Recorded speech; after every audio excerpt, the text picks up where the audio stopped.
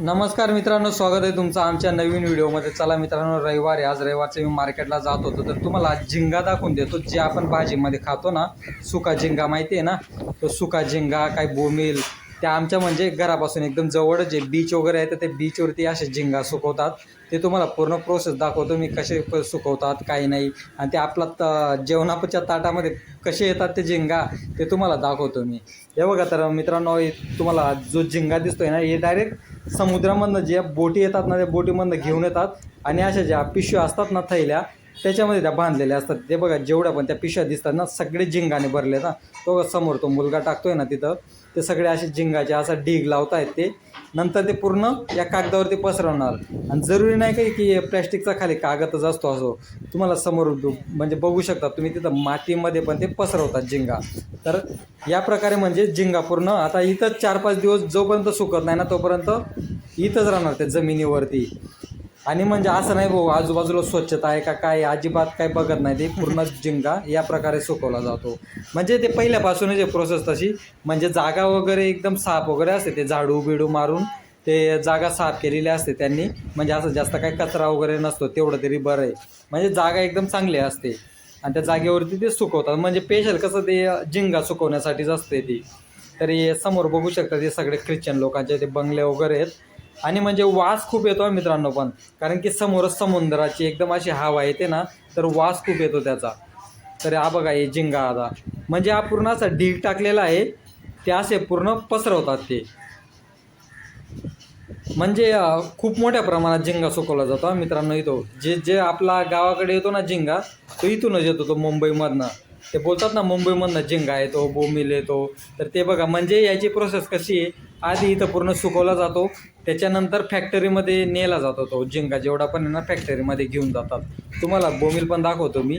ते फॅक्टरीमध्ये जाऊन मग एकदम त्याला स्वच्छ करतात, म्हणजे ते मशीनमध्ये टाकून वगैरे. हे बघा, आपण जे बोंबील खातो ना, जे सुकलेले बोंबील, ते या प्रकारे अशा लाकडांवरती सुकवले जातात. आता कमी आहे, आता त्यांची प्रोसेस चालूच आहे. नुसतं तिथं ओले बोंबील असतात, ते अशा लाकडांवरती टाकण्याची प्रोसेस चालूच आहे आता. चला तुम्हाला आता ते बीच वगैरे दाखवतो, मराठी शाळा वगैरे दाखवतो तुम्हाला. ते बघा समोर दिसते ना, ती आपली मराठी शाळा आहे ती, म्हणजे प्राथमिक शाळा ती आपली मुंबईमध्ये. म्हणजे मुंबईमध्ये अजून पण आहेत मित्रांनो प्राथमिक शाळा, मराठी शाळा ते बोलतात ना, ते आहेत अजून पण. तर म्हणजे प्रायव्हेट स्कूल तर तुम्हाला जिथं नाही तिथं दिसणार, कुठेतरी मराठी शाळा दिसणार. ही आपली समोर मराठी शाळा आहे, म्हणजे एकदम समोरच्या एकदम म्हणजे नजदीकच आहे, एकदम जवळच आहे. तर हे आपलं सकाळचं वातावरण आहे. आता सकाळचे 10 वाजलेले आहेत, तर हे सकाळचं असं सुंदर वातावरण आहे एकदम.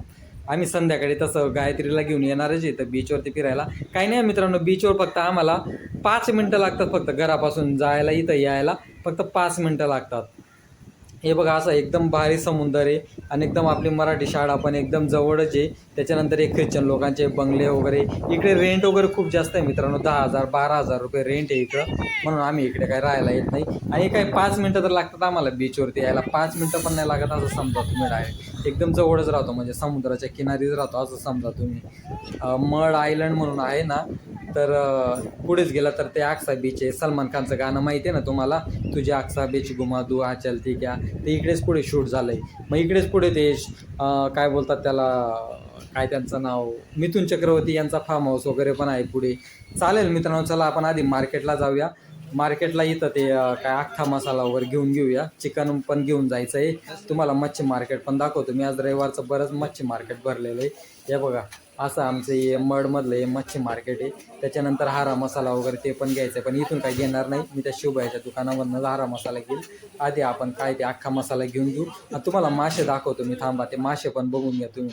हे बघा, वेगवेगळ्या प्रकारचे मासे आहेत मित्रांनो, म्हणजे आपण जे खाल्लेले पण असतील असे मासे आहेत ते. म्हणजे खूप चांगले मासे असतात मित्रांनो, एकदम फ्रेश असतात त्यांच्याकडे मासे, कारण की डायरेक्ट समुद्रातनं पकडूनच आणतात डायरेक्ट ते, म्हणून विशेष नाही डायरेक्ट. बघा, खूप ते बांगडे वगैरे सुरमई सगळे मासे. चालेल मित्रांनो, चला आपलं आता चिकन वगैरे इथून घेऊन झालं आहे. आता आपल्याला हारा मसाला घेऊन जायचा आहे, कारण की गायत्रीने सांगितलं येताना हारा मसाला पण घेऊन या. म्हटलं ठीक आहे, ते हारा मसाला वगैरे कोथिंबीर मिरची वगैरे घेऊन जाऊ आता आपण. आणि त्रिशूला काहीतरी खाण्यासाठी घेऊन जाऊया. आईस्क्रीम तर नको, या टायमाला आईस्क्रीम काही घेत नाही मी.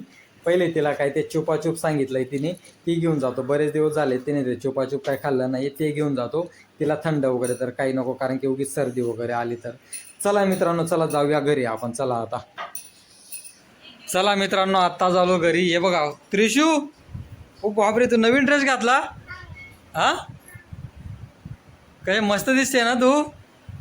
हा त्रिशू, तू आत्ता काय खाल्लं? आणि काय खाल्लं आता? मी काय आणलं होतं तुझ्यासाठी? छुपाछूप. ते बघा आत्ताच आणलं तिला छुपाछूप, आणि तिने खाऊन मोकळी पण झाली ती 2 मिनिटामध्ये ना त्रिशू. काय कुठला फ्लेवर आहे दाखव. हा फ्लेवर आहे, मँगो फ्लेवर होता. मस्त लागलं ना खायला. चालेल. मम्मी काय करते त्रिशू? तुला माहिती कसं करत नाही मम्मी काय करते असं? हा हा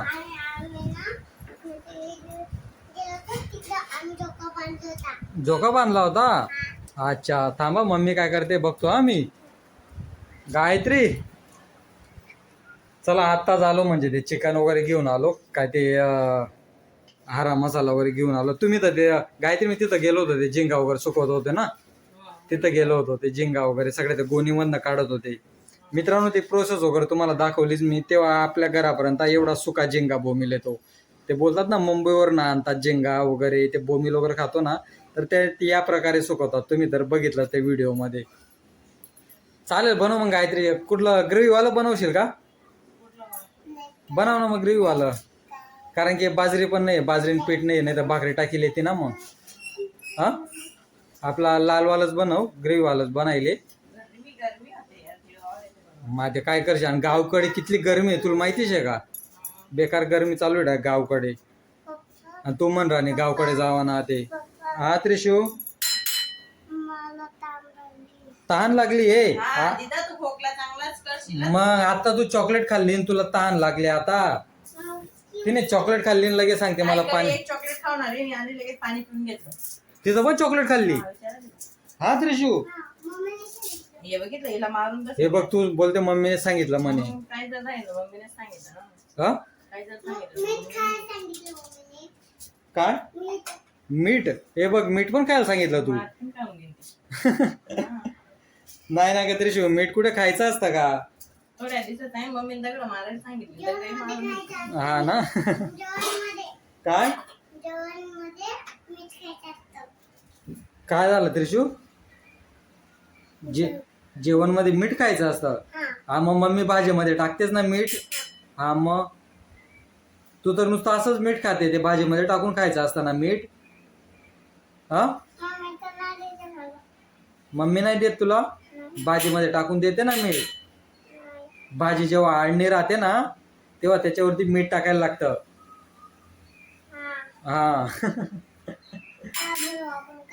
हा, काल बनवू आपण. चालेल, बनव मग काहीतरी. चपात्या टाकून झाल्यात का बाकी आहेत? बाकी आहेत. चालेल मित्रांनो, चला बाय बाय, भेटू आपण पुढच्या व्हिडिओमध्ये. चल बाय बाय कर गायत्री. Bye bye. आमच्या चॅनलला सबस्क्राईब करा. Bye bye. चालेल मित्रांनो, चला भेटू आपण पुढच्या व्हिडिओमध्ये.